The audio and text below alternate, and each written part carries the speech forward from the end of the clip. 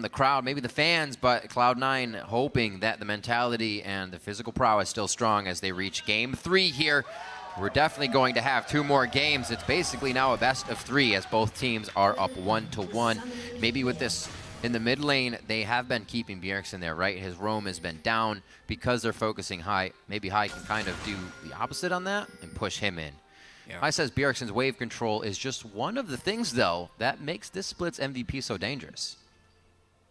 The way he controls his wave lane, like whether he wants to push or keep on his side, he really likes to abuse that. Say you're pushing out, right, and you don't have wards, you're going to get ganked, or he's going to pressure that gank on you. So he does everything he can to try and abuse you for being in a bad spot, or if you're trying to greed for something. And we see that time and time again. Yep. When we even saw it in Game 1, when High was getting the return gank, especially once they can burn that mid laner's flash in the early game. Bjergsen is able to prep that mid lane wave in just the right spot. However, the early games have been very traded between these two teams. Mm-hmm. Much back and forth. Really, the only tangent has been when the supports have entered the jungle. But we also have seen that junglers can get themselves out of that. Santorin, namely, did not get hurt by being pushed off of his jungle at level 1. Here, a little more lax, but Lemon Nation, as well as Lustboy, is going to have that chance again to get themselves in the jungle and harass. Yeah, pretty cool. They didn't actually get super deep wards. Right. But they're going to end up with the lane swap again. The level 1 games by these guys have become very advanced. Lustboy getting all his Spell Thief gold for just auto-attacking right now. Ultimately, Meteos won't let him secure this blue, though. He's got a smite. But once again, Lustboy will probably push Cloud9 all the way to the other side of the jungle. They do not want to deal with that harass. They saw what happened when they themselves did the support harass to Team Liquid earlier on in the playoffs. So they're actually 2 on this one. Lemon Nation definitely came down a little bit later. Yeah. Huh. Strange. This time, yeah, TSM wins pretty heavily on that. Notice how they cleared their entire jungle right there. Whereas Cloud9, just the 1 camp.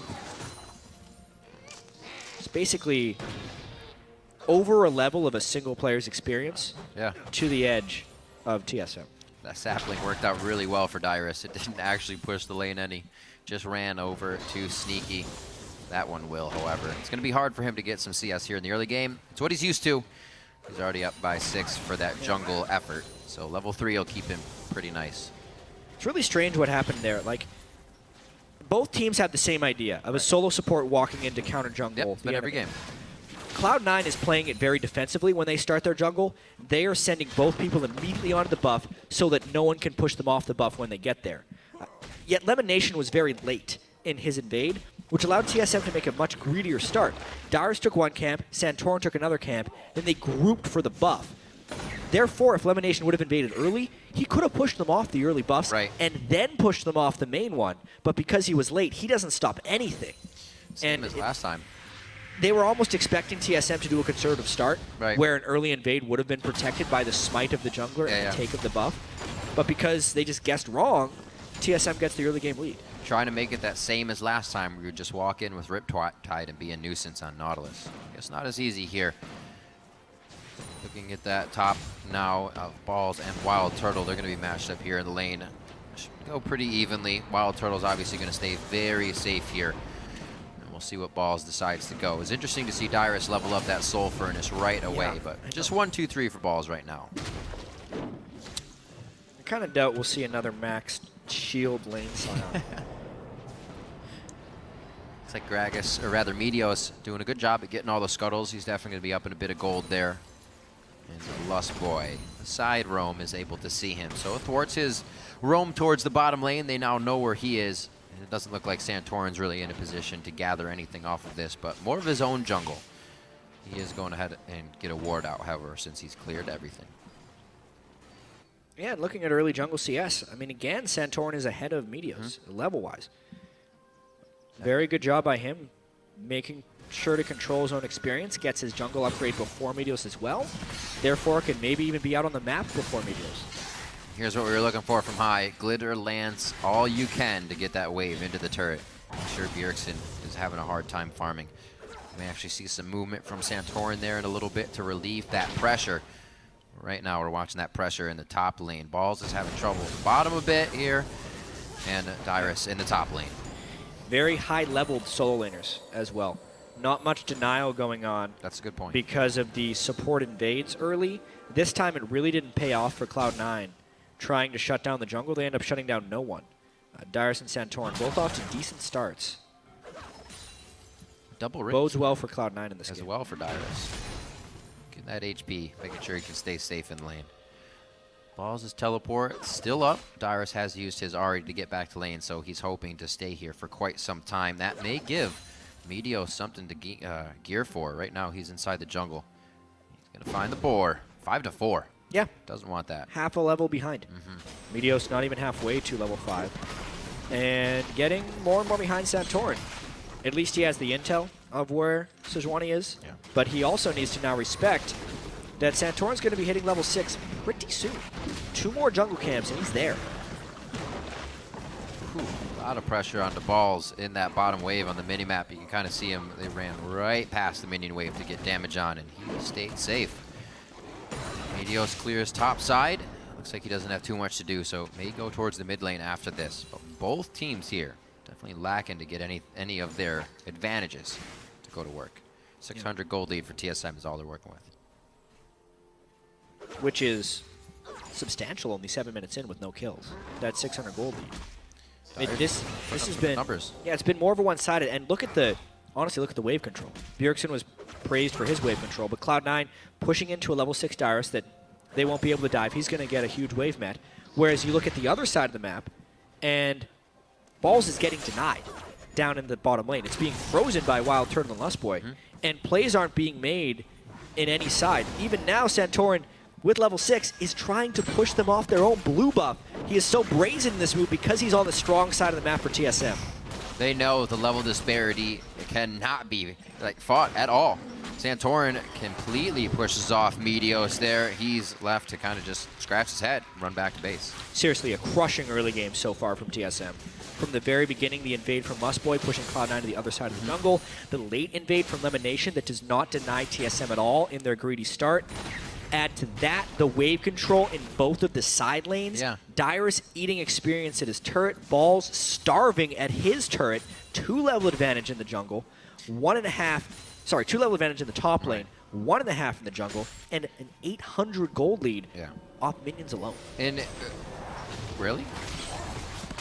I was about to say the mid lane matchup being even kind of shows the threat that Lulu didn't pose to Santorin going in the jungle. He wasn't worried if High came over.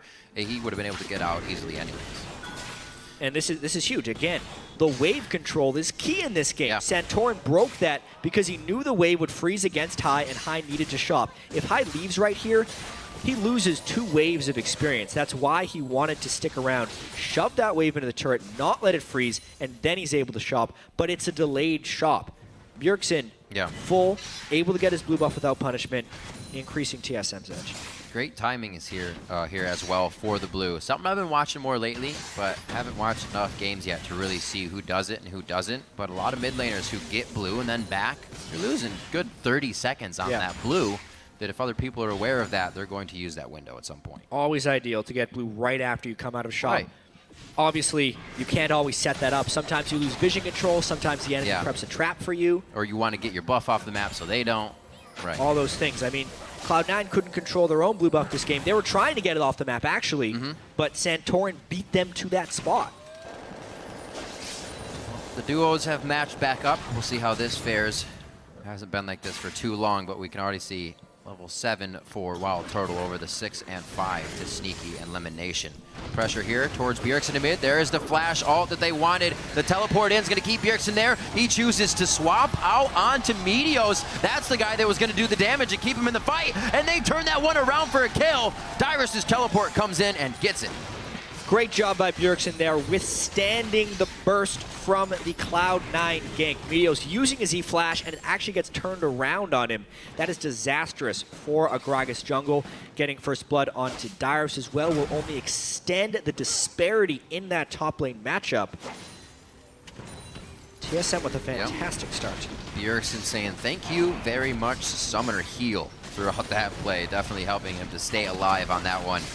I tried to get the Ignite down, but it did not cut through enough. TSM's pressuring this, but it looks like Cloud9 is getting in their face a little bit as well. I don't think they'll be able to work off that too much, just some trade damage. Yeah, Cloud9 in a pretty tough spot right now. They need to make some opportunity here with Sneaky and Elimination. Sneaky as the main damage source needs to be the one that's fed in this matchup. Currently he's got a BF sword to a Sheen, slight advantage. Balls also looking like he's going down bottom lane. Cloud9 needs to consolidate right now since they are losing the split-up game and try and put everything onto Sneaky at this point. See how that first gank went through. Yeah, I mean, this is basically just Meteos flashing in for the E, but nice heal as he's getting ignited. And honestly, Maokai plus the Sejuani ultimate leaves little for Hyde to escape from. Meteos did not want to commit for that because it easily would have been a kill traded back. Again, a game where they try to keep Bjergsen down and get a kill for him. And during that entire replay, Balls has been standing at the Cloud9 turret, hoping that TSM would get aggressive in this game. Waiting for that ult, yeah. They end up pinking a brush to get vision control, but they've already shown 3 in the bottom lane. If they're losing so much time, if Cloud9 doesn't make a kill or 2 out of this, and instead just trades turrets, this becomes the impractical version of the home guard hacker room now. You wait for the fight to happen, and then you come flying in, but did not get the fight. A waste of time there, but they do get the turret, so the team does gain a bit of an advantage here. Dyrus is trying to get this wave cut before it even gets to the top turret, so giving a good bit of harass there, and TSM controls the top of the map quite well. Whoa! Oh my. Flying through Lustboy, and is going to get the turn for Bjergsen onto High. Great communication there, and High, look, he wasn't even expecting that, and I think that's the problem. That is the problem. There's a lapse in vision control from Cloud9. They spent 2 minutes trying to set up a gank in the bottom lane, not warding River. As soon as they did that, since TSM had abandoned the bot lane, Lustboy makes a completely unexpected play. Instead of basing, runs to mid lane, gets the gank for Bjergsen, and that is a very smart roam. Yep. This one seems to be extended to more players of Team Solo Mid as well. It's not just the High focus that can seem to come back to bite them this time. They're working the advantage nicely. And Smite goes off. Nicely done by Meteos to get that. Yeah, he waited for the barrel to be max charged, smited with it. Very good secure there by Meteos. Critical in order for them to stay in this game, actually. Yeah.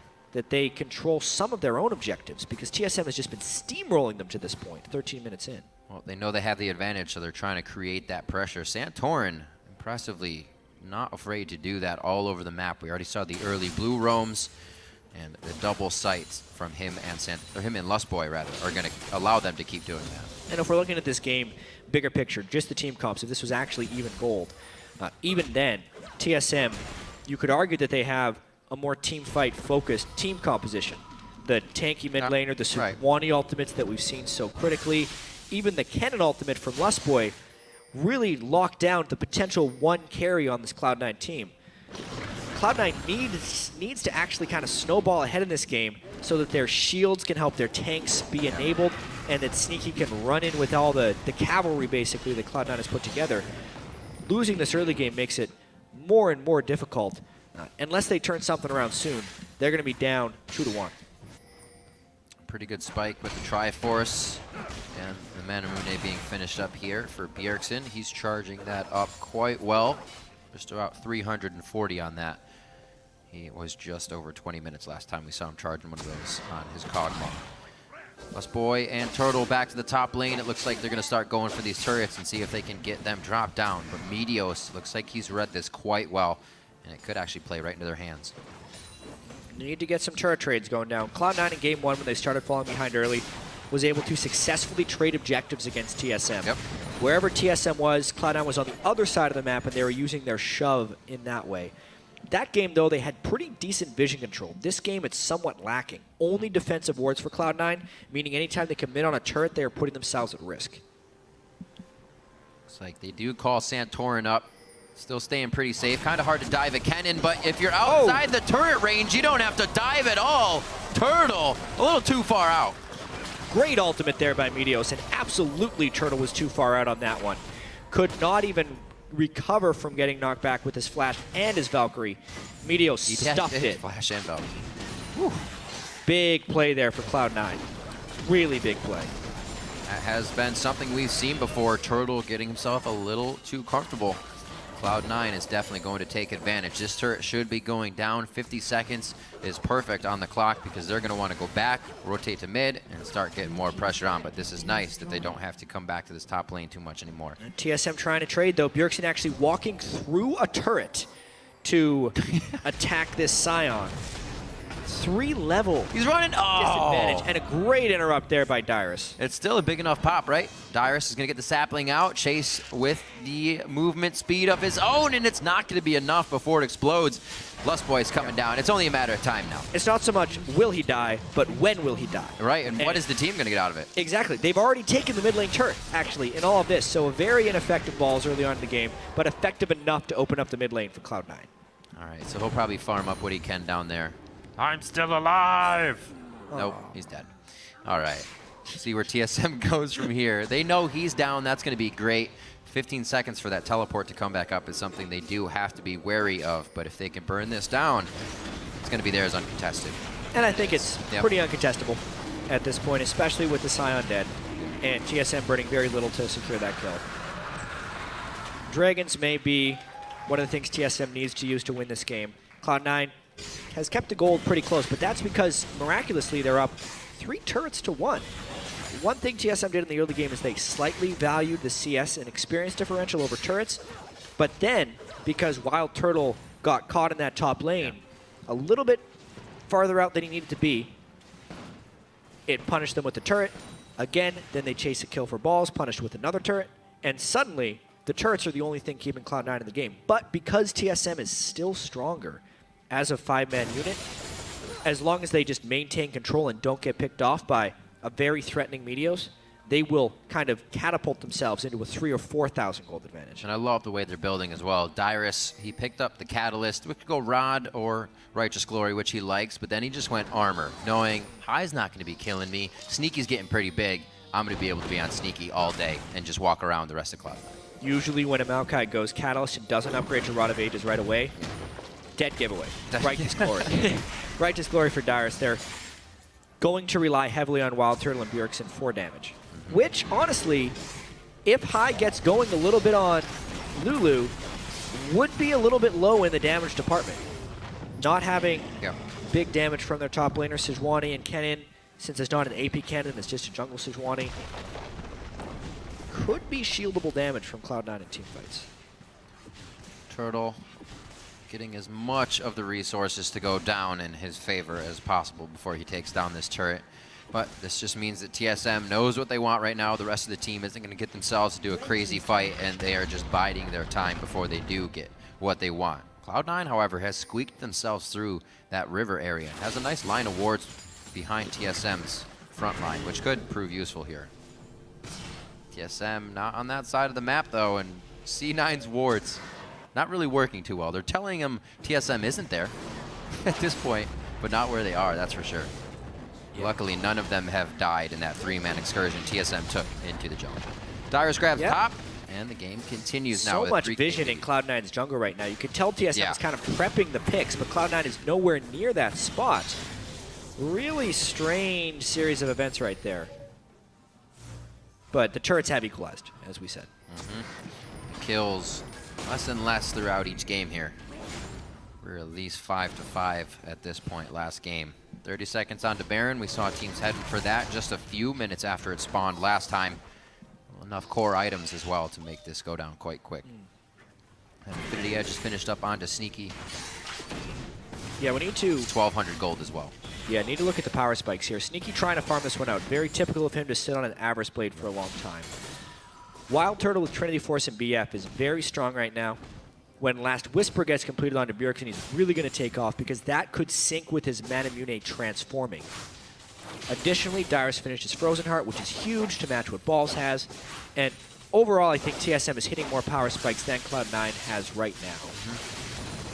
But 3 turrets to 3 is actually not the perfect opportunity for forcing, unless they can use these wards that they've placed in Cloud9's red jungle to catch somebody out.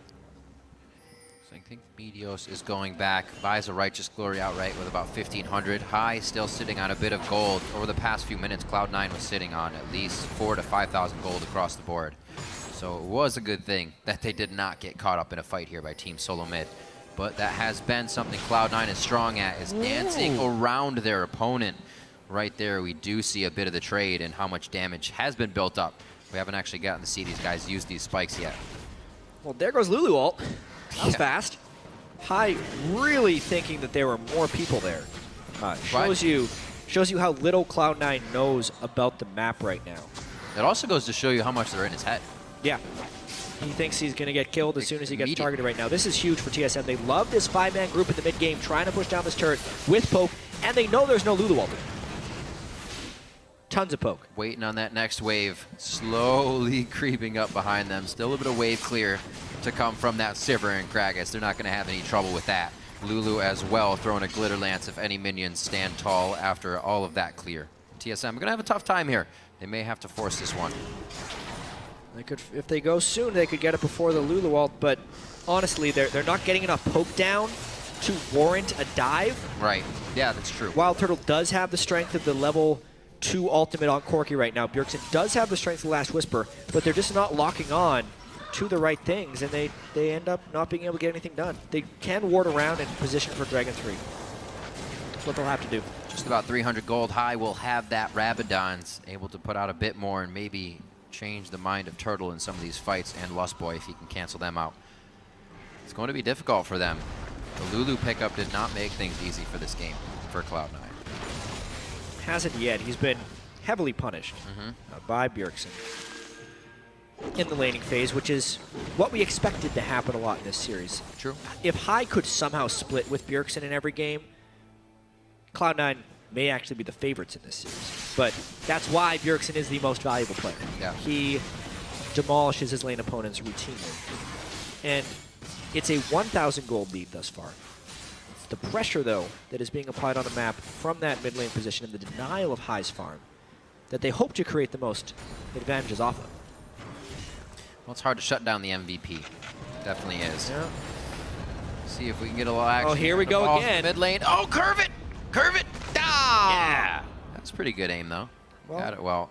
So again, what can they do this time? This is the old Cloud9 this play. excursion. Balls tries to run away, distract as much time as possible, whereas Cloud9 is actually making a play on the other side of the map. Yeah, they are. Top turret. Dyrus is getting hit up, and there's much more catch potential on the tree here to be cut down. The stun bot of Lustboy comes in, though. This is why you don't dive a cannon. It gets a little too hard. Lustboy's going crazy right now, and alone saves Dyrus. 2 deaths across the map there for Cloud9. Balls eventually fell, and then, my goodness, the ultimate there. Dyrus, home guard, he's going.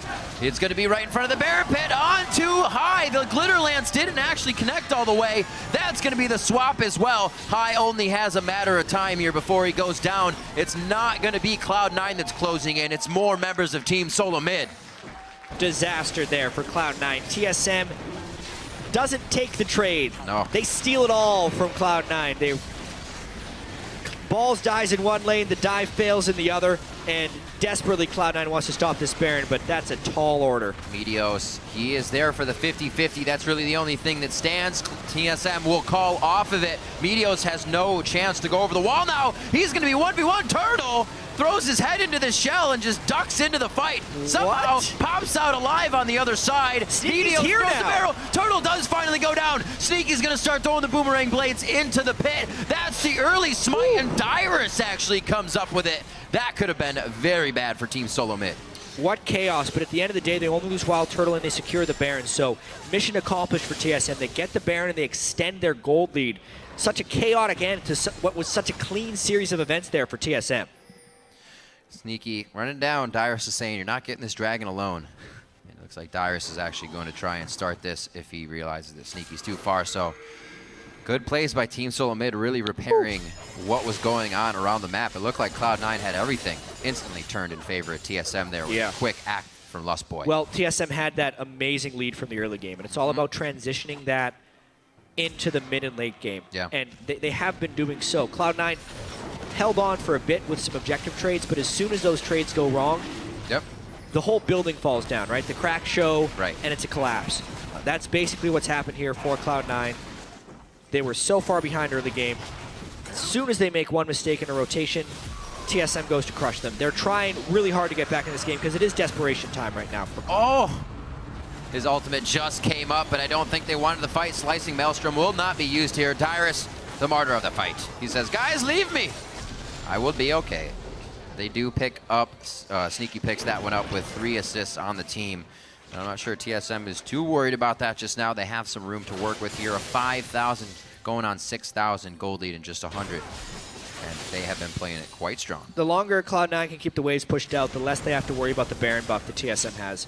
Ideally, Cloud9 doesn't want to lose their second-tier turrets here, so they want to stay on the offensive, but they're just not that strong. They have a numbers advantage at the moment, so if they can catch someone from TSM, that's the play. Elixir of Wrath for Bjergsen. He loves those elixirs. His Mirror Mana finished up a little bit ago, so he's going to be outputting quite a bit of damage. And really great plays. You can definitely see the confidence from Team Solo Mid's play. That was obviously a call from Dyrus. Nobody was like, Dyrus, you're half health, quick teleport in. He was probably saying, I'm home guarded, I can still make this work. Immediately. Let's make it happen. Immediately. He didn't even wait to heal the full. Exactly. Because he saw the play right away. First off, he survives and makes a great flash over the wall. Secondly, he comes up big. He's really performing. I mean, of all people, Charlie, the Cloud9 coach, said Dyrus would step up in this series. If TSM is to win, it needs to happen. Well, TSM is winning this game, and Dyrus has stepped up. It is true. What was Dyrus doing to Ackerman when they went to playoffs last year, right? Getting a little too excited. Even the team said, Dyrus, you need to calm down. You're throwing us off our game because you're so crazy. Here, again, he's just being a rock that TSM needs. Doesn't need to go crazy, just needs to be consistent, and that's what they're getting. 3 Dragons now as we're 27 minutes into the game, a 7-3 lead. It just seems like TSM really, as you've said before, Jack, prides themselves on fixing their mistakes in a best-of-5 series and being able to just come out on top. Yeah, the Urgot first pick, very huge here. Elixir consumed for Bjergsen. Urgot's Wrath now going to be attacking this next turret. Baron buff is up, though, so I think that's about as far as his push goes. Sneaky trying to do his damnedest to get a mid push going down. Second tier turret falls. He's got 1 hit on that siege minion, and it looks like how'd just get enough time to keep going on this inhibitor turret. This is going to be the stop backs now coming in. Dyrus should be able to get there. He has home guard, but that inhibitor turret's going down. TSM's actually going to take the fight as well. Lustboy to the back line, but that's not damage. That's the stun bot. Cloud9 walks out, and they might still have the defense. TSM is trying to hit a home run here by getting an ace, but they're giving up their front door right now. How did Sneaky make it all the way to that side of the map home run with no TSM response? Cloud9 takes an inhibitor with this. 3 kills, no dragons, and Sneaky does it. He might even get out alive. Absolutely amazing. Home run, definitely curved foul right at the last second there from TSM. Swinging for the fences, and it fell right in front of him. So just go back to base. No need to engage. Man, big time play by Cloud9. Still down, 7,000 gold, but that buys them a lot of time. Tons of time. Very much so. For being on the back foot, it was interesting to see that mind game there they played with Team Solo Mid. TSM said, oh, they're engaging. They're going to go way too far. And that's exactly when Cloud9 pulled back. And that's where you want to be, in the head of your opponents. Keeps Cloud9 in a very good fight, and somehow grabbing an inhibitor, 7,000 gold down. Yeah, plus all the free farm that Sneaky got while pushing multiple waves there. 284 CS now on Sivir, 3 major items. If they can somehow protect him up, maybe in an extended team fight, Cloud9 can pull something around. We kind of knew that was the win condition for Cloud9. Get Sneaky ahead, get the shields going. If TSM doesn't build enough damage into the non-Urgot and Corki members, then maybe Sneaky can AoE people down in a team fight. And that is a stronger maybe now that Sneaky's been able to do that. Very true. Also see a Rylai's Crystal Scepter picked up here on Lustboy. One of the only times I might say it's okay. You're not the guy going in to kill. Are they trying to fight? It looks like it. That was on the hunt. Balls comes through, rings the dinner bell for Bjergsen. Now, Lustboy goes in. That's going to be the Rylai slowing C9 to re-enter the fight, as well as Dyrus. Vengeful Maelstrom mitigating all the damage that the front line has taken. Lustboy finally falls after the fight has already been extended to a long one. Balls now to the back line. He goes down. With Lustboy down, that means TSM still has damage on the map, and they're going to push forward. Cloud9 must have seen the window, seeing Dyrus is off on the side, but he could easily teleport in for that fight. A poor force there by Cloud9. Losing their front line in that battle. Cloud9 did not have the lead to be willing to force like that with the silent off. They end up losing a turret afterwards. This is good. Do they stop it, though? Do they stop the backs? Oh, it's already Santorin in the base. No worries. The minions will be stopped before they get to the Nexus turret. Still looks like Lemon wants to put a little bit of pressure on to get as much as they can out of this one. It's not going to be much more than just the pressure. I mean, at least they have those super minions in the mid lane, so... Right, a little bit of time. Cloud9 should only force like that if the super minions are going to be taking something from the TSM base, or if TSM has a base defender that is trapped there.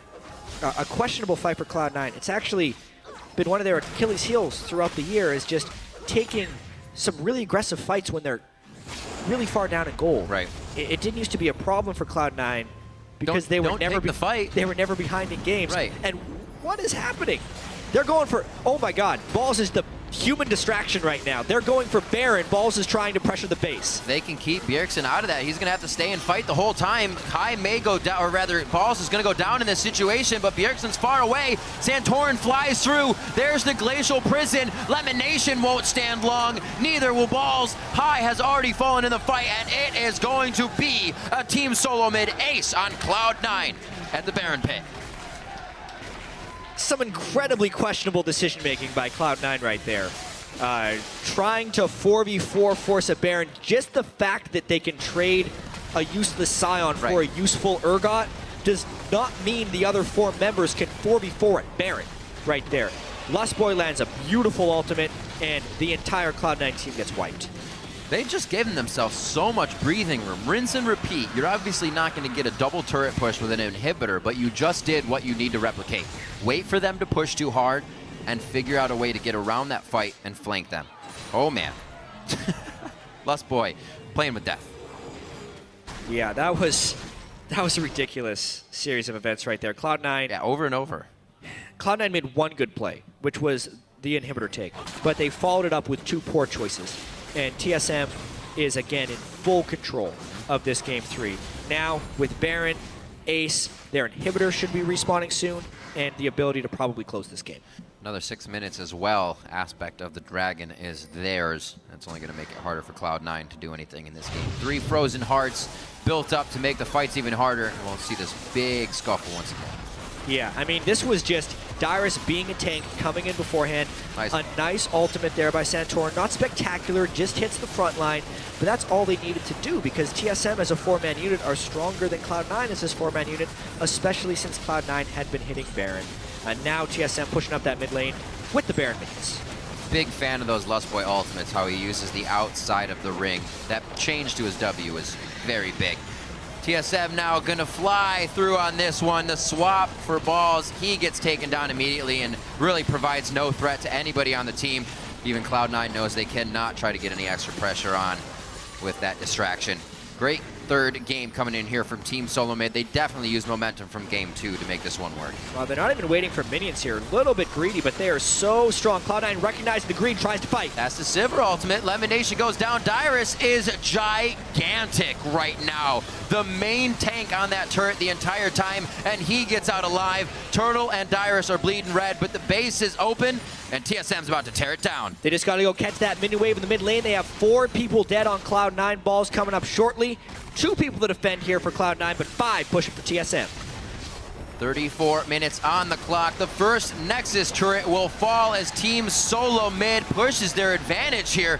Very nicely done coming into Game 3 with the Urgot composition out of the mid lane. Bjergsen again on a 5-0-8, a great KDA to bring the team up for a victory here. 20-4 at 34 minutes. Team Solo Mid make the series 2-1 over Cloud9.